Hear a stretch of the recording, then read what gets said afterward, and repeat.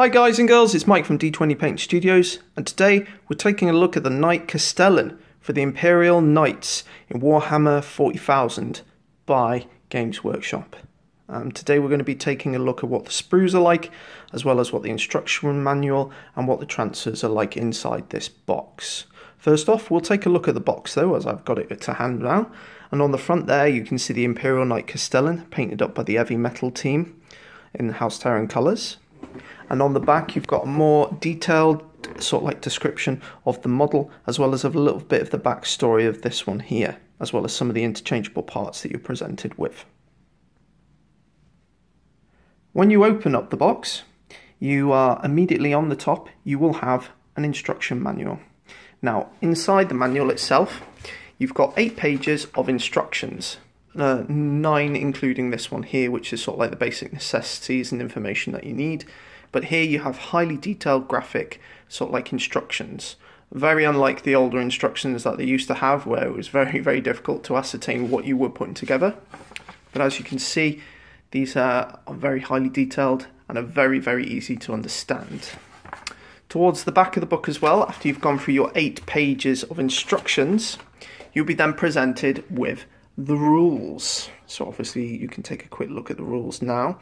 You get everything from the stats at the top to the weapon specifications in the middle to the options that you get. I will say this, for Imperial Knights, this particular model itself, there are very few options. As you can see, this model may replace one of its twin siege breaker cannons with 2 shield breaker missiles. So if you're looking for a model that has multiple parts or can take on different roles, this might not be the kit for you. But this is an impressive kit when we see in a minute the sprue. The sprue is actually very lovely. The rest of the book is just the rules in different languages. Inside the box as well, you'll also get the transfer sheet. So you get House Terran, House Hawkshroud, House Cadmus, House Taranis, and House Raven.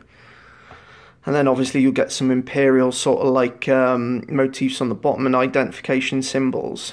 These are all for applying to like places like the bigger areas like the pauldrons, the legs and the like, as you can see here. Inside the Imperial Knights Codex book you'll get a sort of like a colour scheme and how to paint the Imperial Knights, and most players will probably be using these and then painting their own symbols. However, there are loads of people that collect, for example, House Hawkshroud or House Terran. So it might be worth sort of like cutting up your transfer sheet if you're not going to use any of it and sell it, let's say, on eBay or whatever other selling website that you use. Inside the box, you will get 3 sets of sprue as well as a base. So the first one here, we'll take a closer look. And as you can see, you've got everything from the exhausts at the top to the twin siege breaker missiles to one of the twin melters, a pauldron there, some of the railings for the top of the, I want to say, hull, so that your pilot can get in and out of the door. There's some parts for the legs there, as well as some wiring. There's plenty of pieces on this sprue for if you want to do like customization jobs.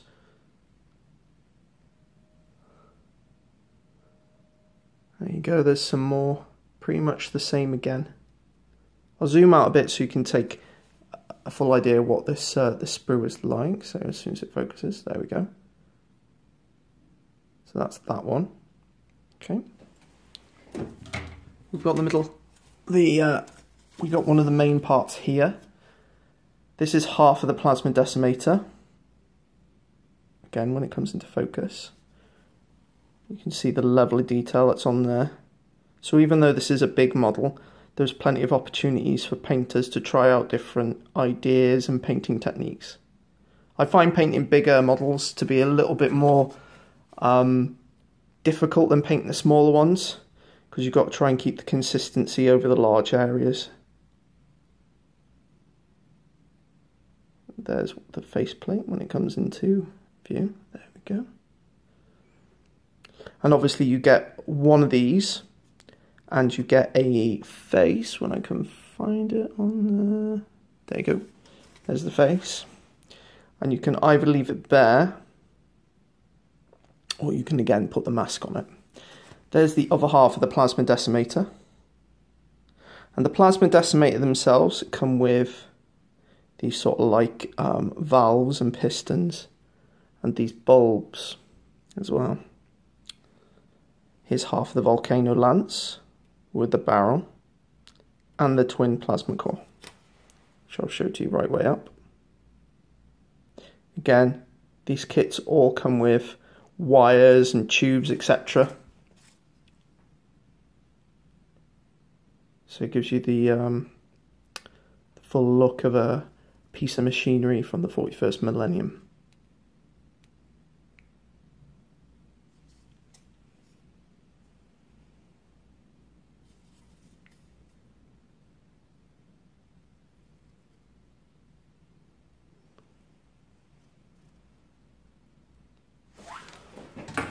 And then this is the last piece of sprue that's also here.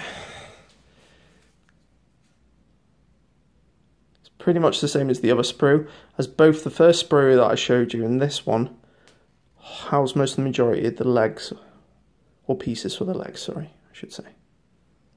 As well as half of the body's weapon systems, such as the twin melters. Okay.